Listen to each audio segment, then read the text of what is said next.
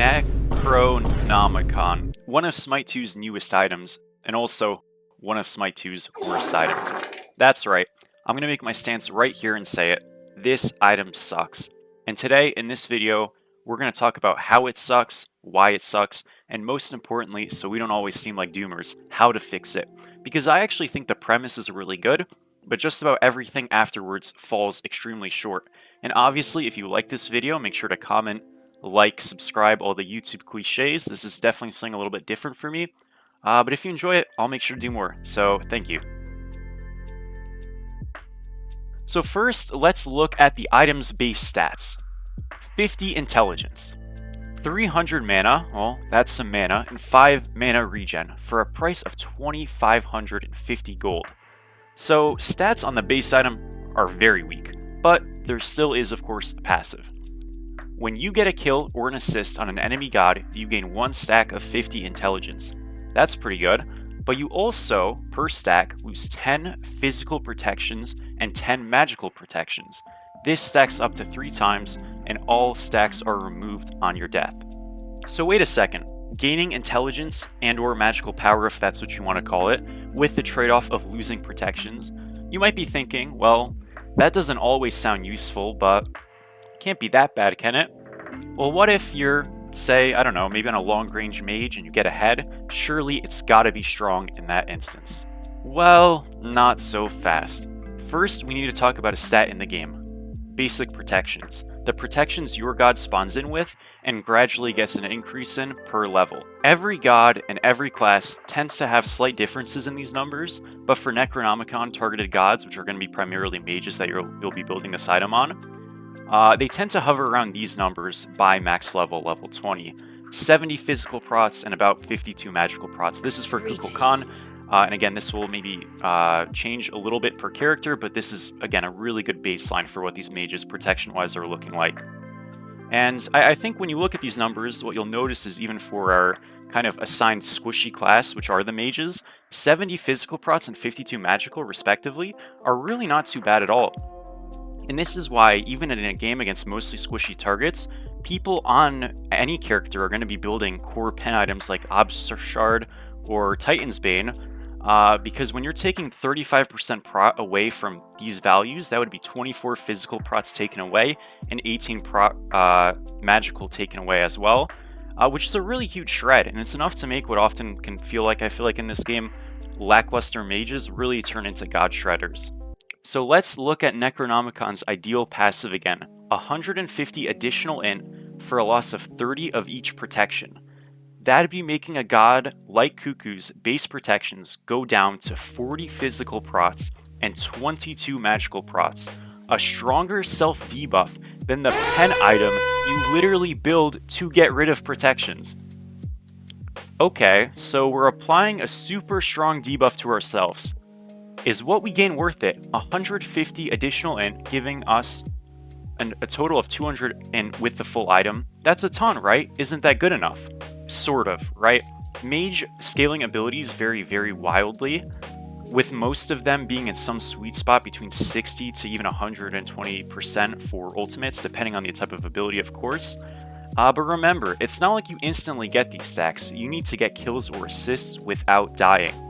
So before you get this value, you're at an item that's only initially giving 50 int for 2,550 gold.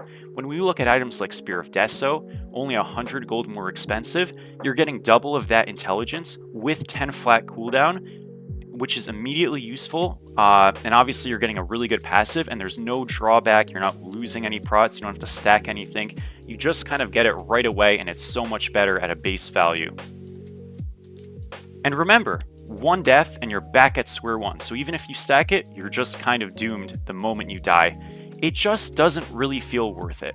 I know I'm not mentioning mana or mana regen because, well, it's Smite 2, those stats are largely redundant, and I guess in theory you could piece together some type of Book of Thoth mana build, but I mean, you're not going to be really doing that. You're piecing a slow scaling item with a risky, questionable item.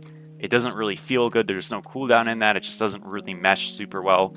And instead of just going strong, stable spike items like Gem of Focus and Spear of Deso, I just don't really think there's any reason to do that. It feels terrible. You can build it. It's just not very good. I think the problem with Necronomicon is it's just too much risk and too little reward. Int scaling doesn't even feel rewarding enough on most characters to seriously consider the value of Necronomicon. I mean, look at the best mage builds right now on gods like Merlin and Agni. What do they utilize? Damage proc items. Items that deal amounts of damage, either limited in relation to scaling or entirely independent.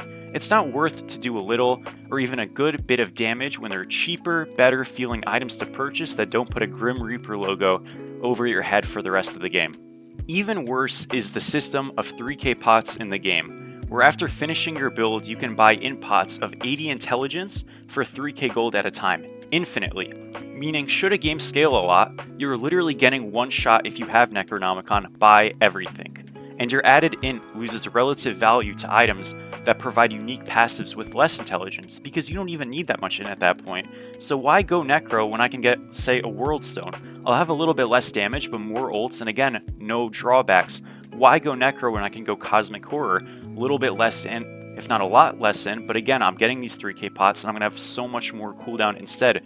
Again, no drawback. There's always these better alternatives for one reason or another, and the item as it stands just feels completely irrelevant and misplaced in the game. So, how do we fix it? I think there's two approaches to fix Necronomicon in my mind. There's definitely some more ideas that I could go down, but these to me felt the most approachable and fixable. And I think the first thing would be that we make the base stats of the item better, maybe a little bit more int, maybe we add some cooldown onto the item, maybe we make it a little bit cheaper, so you can use the mana and pair it with like a Book of Thoth build and actually make it feel a little bit better. I don't think any of these are necessarily bad choices, but I really like the idea of Necronomicon as being this unique, somewhat risky stacking item. But it's too punishing right now as it stands, but I think the premise of it being a stacking item is unique and that's cool, so I want to lean into that. So this idea of buffing the base stats of the item, well, obviously would be effective. I don't actually want to go this way. So I'm going to propose a completely new look for Necronomicon's passive, and we'll keep the base stats. Well, not entirely the base stats. What we are going to do is we're going to nerf the actual base stats of the item just a little bit. We're going to keep the mana and the mana regen. I don't really care about that. But we're going to change the base stats of Necronomicon intelligence from 50 intelligence all the way down to 30. So 20 int nerf. And I know that sounds bad, but just hear me out. What we're going to be doing with Necro here is we're going to be changing the stacking system. We're still going to make it so that it's still on kills or assists, and you're still going to have the system of losing all of your stacks at death, but the numbers for the value per stack are going to change. So currently, right now, it's 50 int with 10 prots loss per stack of physical and magical. Instead, we're going to completely get rid of the protections being lost. I think it's a stupid system, it's bad, there's no reason you should get kills and feel worse in any way. That just doesn't work. Instead, we're going to raise the 50 int per stack to 70 intelligence, and we're going to add 3% pen. This in total, with all three stacks, plus the 30 intelligence from the base item, would give this version of Stack Necronomicon 240 int and 9% pen fully stacked. Again, no weaknesses, no debuffs, no self-loss, no nothing. That's the point. Let's make stacking items actually feel good to build. I know this sounds strong, but I think what you really need to contrast is how bad this version would be early. Spear of Desolation is 2,650 gold. It is the cornerstone mage item. I've mentioned it before already in this video. And it's 100 intelligence. Necronomicon is literally at spawn 30 intelligence. That is awful. But again, that's the point. If you get one kill with this Necronomicon, you're still generally weaker and worse than Spear of Desolation. But if you get 2 stacks, you get 3 stacks, you're immediately overtaking it and becoming one of the better, if not best, mage items in the game. I know this version sounds strong, but it would be horrible early. But that's kind of the point. Let's lean into what makes this item cool and actually make it useful. Smite 2 has so many brand new ideas and items in it that excel in concept but really fail in execution and practicality. So that's it. Necronomicon, new version, 70 int per stack, no prots loss, 30 base int on the item, 3% pen per stack, 3 stacks, all well. I think it'd be great. Let me know if you like this. Let me know if you think something different for Necronomicon would be a better fix, or just something different you have as an idea for the item. I really try to make these items in concept be like somewhat feasible and easy to add. I mean, it's very easy to be like, hey, let's just, I don't know, give it crit or something stupid, right? But I want to give it something that actually fits the core of the item and feels reasonable, that could actually get changed. So even if the item feels a little bit weird, that's really the aim and the goal. If you want to see me do similar reviews for items like Wish Granting Pearl, Stone of Binding, those are two I think that could really use a video like this. Again, please let me know by commenting below. And yeah, I mean, this is my first edited video. I don't really know how to do an outro, so see ya. Bye-bye.